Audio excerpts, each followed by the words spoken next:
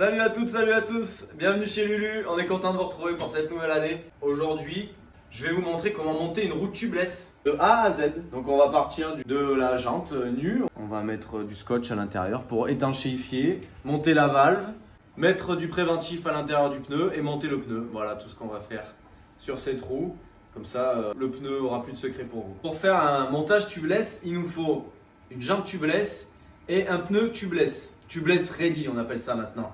C'est-à-dire que la jante à l'intérieur a un profil qui est fait pour accepter les pneus tubeless sur les tringles. Les tringles du pneu vont monter sur la jante pour que ce soit étanche. On veut étanchéifier d'abord cette jante pour pas que l'air passe dans tous les petits trous d'écrou qu'il y a à l'intérieur. Pour étanchéifier une jante tubeless ready, eh ben c'est tout simple, on met du scotch à l'intérieur. Et c'est ni plus ni moins que du scotch. C'est pas du Duck, c'est pas du voilà. C'est du scotch spécial pour jante tubeless. Bon, pour une jante neuve, c'est facile, on n'a qu'à poser le scotch sur la jante. Pour une roue qui a déjà servi, on nettoie bien l'intérieur. Il faut que notre jante à l'intérieur elle soit vraiment nickel, qu'il n'y ait pas du tout de résidus. Et à partir de là, on peut commencer à mettre notre scotch. Donc on démarre de la valve, du trou de la valve qui est ici. On commence à peu près 10 cm au-dessus du trou de la valve pour poser notre scotch. Et à partir de là, c'est la partie la plus difficile qui commence.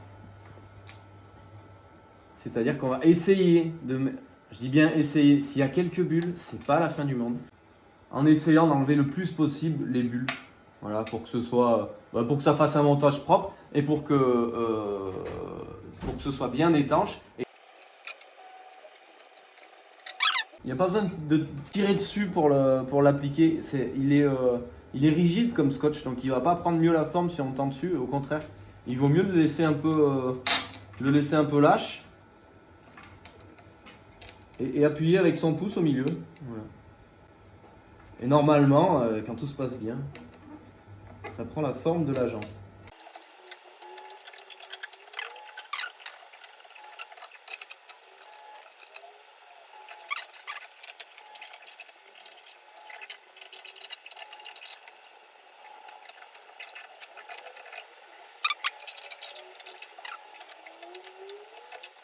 À la fin, on chevauche le premier morceau de scotch pour qu'on dépasse le trou de la valve de 10 cm à peu près. Et on coupe.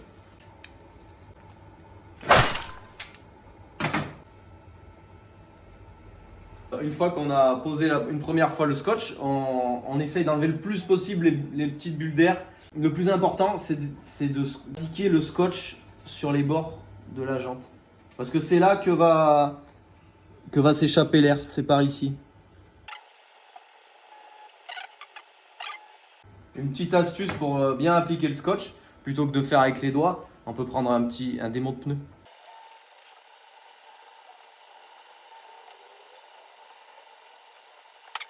Bon voilà, on a fini de mettre le scotch. Vous voyez, c'est pas parfait, c'est pas très grave. Il y a toujours un petit peu des bulles. Le tout, c'est que ce soit bien scotché partout. Il nous reste à mettre la valve. On prend un outil piquant et on perce le scotch à partir de l'intérieur de la jante.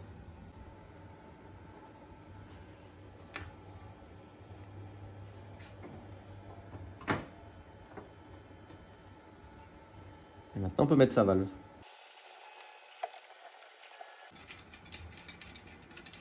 Alors, j'appuie un petit peu à l'intérieur pour pouvoir la sortir et pas trop forcer sur l'écrou. Pas besoin de serrer. Voilà, on a terminé notre roue. Maintenant, on va pouvoir mettre le pneu. Si vous nous suivez sur YouTube, vous avez toutes les techniques nécessaires pour monter son pneu. Sauf que là, c'est une roue tubeless. Donc, il n'y a pas de chambre à air, il n'y a pas tout ça. Donc, ça, c'est vachement pratique. Donc, comme avec les chambres à air, on regarde le sens du pneu. La roue va tourner comme ça. Donc, la cassette à droite du vélo.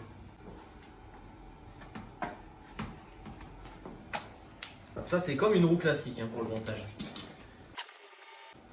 Dans une roue tubeless, on met un liquide préventif qui sert à étanchéifier le pneu et la jante et qui sert aussi de liquide anti-crevaison. Si on a une épine qui rentre dans le pneu et qui sort, le liquide il va aller dans le trou qu'il y a dans le pneu et au contact de l'air il va se solidifier. Donc il va réparer tout seul la roue. Le tout c'est qu'il faut toujours rouler. Voilà.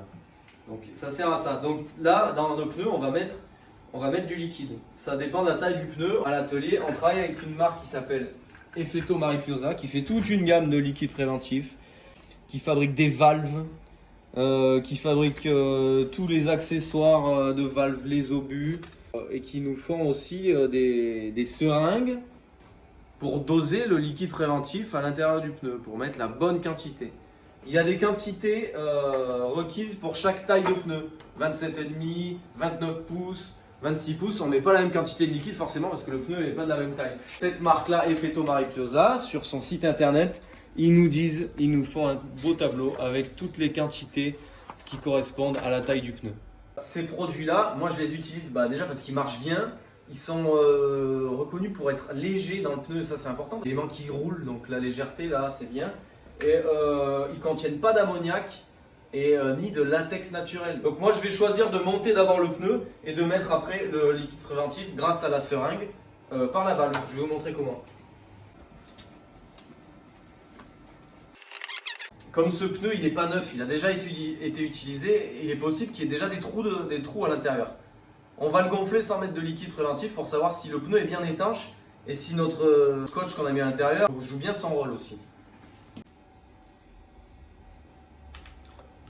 Bon, l'idéal pour monter un pneu tubeless, c'est d'avoir un compresseur parce qu'on a beaucoup d'air d'un coup. Le pneu tubeless, comme on dit dans le jargon, on a besoin de le faire claquer. Ça veut dire que les tringles du pneu elles vont monter sur les bords de la jante. C'est ça qui fait que c'est étanche. Ouais, on va essayer. Ouais, on regarde bien que toute la tringle soit montée. Ici, elle n'est pas encore montée. Tant que c'est pas monté, on met un peu d'air. On n'en met pas. On monte jusqu'à 2 bars, 5, 3 bars max normalement. Si le pneu est bien mis, on entend un clac caractéristique. Tac. On vérifie les deux côtés. Là, il n'est pas mis encore. Voilà, là, notre pneu, il est bien monté. Il y a une petite fuite, c'est la valve. C'est pas grave. Ben là, on n'a pas encore mis de préventif et on entend qu'il n'y a pas d'air qui s'échappe. Donc, ça veut dire que déjà, le combo jante-pneu est bien étanche. Donc maintenant, on peut mettre notre préventif. Pour mettre notre préventif, on enlève l'obus de la valve. Sur un pneu tubeless, on n'est pas obligé de dégonfler comme ça, à s'embêter. On a des petits outils qui sont vendus avec les obus de valve ou avec les valves qui permettent de démonter l'obus. L'obus, c'est cette partie-là qu'il suffit de dévisser.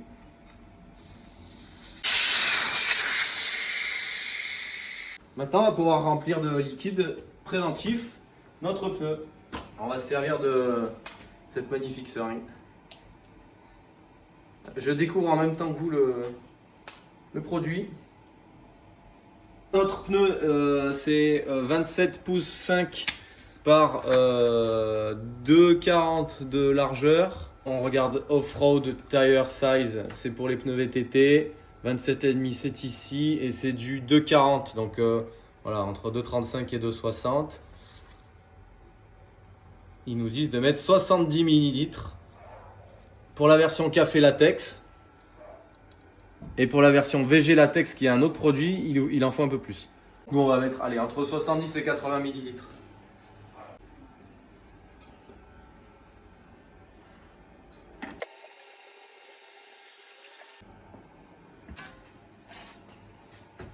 Bon, alors comme je vous l'ai dit, je découvre le produit en même temps que vous. Et je viens de découvrir qu'avec les adaptateurs qui sont fournis avec, on peut remplir directement sans enlever l'obus de la valve qu'on a enlevé au tout début. Voilà. Donc on peut laisser l'obus sur la valve et avec les deux petits adaptateurs, on vise directement sur l'obus sans enlever l'obus. Bon, moi je vais le faire en enlevant l'obus parce que je préfère. Si on met du produit là-dedans, ça risque de sécher et l'obus fonctionne plus très bien. Ouais. Donc moi je vais le remplir directement en mettant le tuyau dessus.